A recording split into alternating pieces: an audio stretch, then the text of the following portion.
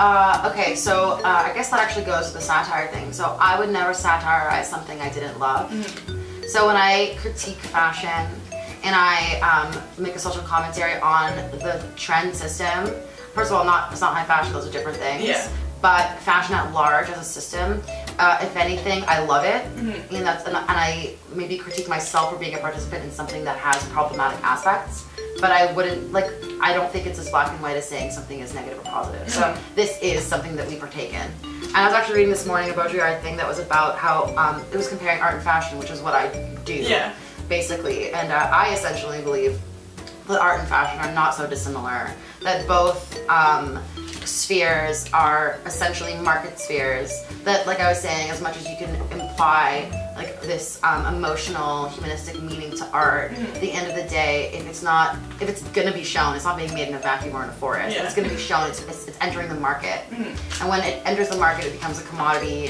And I think that fashion is honest in that it doesn't hide its commodified nature. It doesn't pretend to be something that it's not. It's like, these are things you can buy. We're advertising it to you. You want it. You don't want it anymore, it's over. It's passé. And so what's interesting is that same trend arc occurs in the art world, and it's so obvious once you're in the art market, but it is not necessarily discussed and it's not transparent. And so for me, if anything, I applaud fashion for its transparency. I applaud fashion and appreciate its visual language, its focus on beauty, and shape and form. These are all things that occur in art without pretending. It purports like a necessity thing where it's like, you need this to wear, but also like you know it's adornment. With art, there's more of an implication that there's no real use. You don't need it to be on your wall. You probably are going to put it in your closet in storage. It's a money placeholder. And so, not as an artist, as a collector. As an artist, it's like a thing you've got to do to talk about what you want to talk about. But anyways, my critiques of fashion are that trends are banal and arbitrary, because they are, and that's the same thing, and I'm comparing it to art.